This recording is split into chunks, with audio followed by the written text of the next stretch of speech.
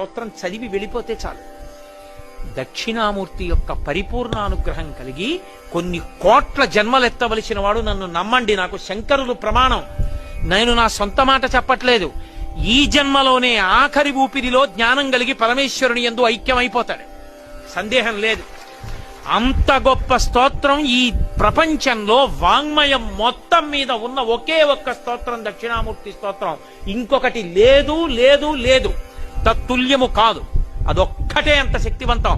అందుకే శంకరాచార్యుల వారి వాంగ్మయం అంతా ఒకెత్తు, సామాన్యుల కోసం ఇచ్చిన దక్షిణామూర్తి స్తోత్రం ఒక్కటి ఒకెత్తు. అంతేకాదు, దక్షిణామూర్తి స్తోత్ర వైభవం ఏమిటో తెలుసా? ఏల్నాటి శనిలో ఉన్నవాడు, శని వక్రించిన వాడు కూడా బెంగపెట్టుకోకల్లా. శని వక్రించడం అంటే శని ఆ రాశిలోంచి ఇంకో రాశిలోకి వెళ్ళి వెనక్కి వస్తూ ఉంటాడు. తులారాశిలోంచి కన్యారాశిలోకి వెళ్ళి కన్యారాశిలోంచి తులారాశిలోకి వస్తాడు. అలా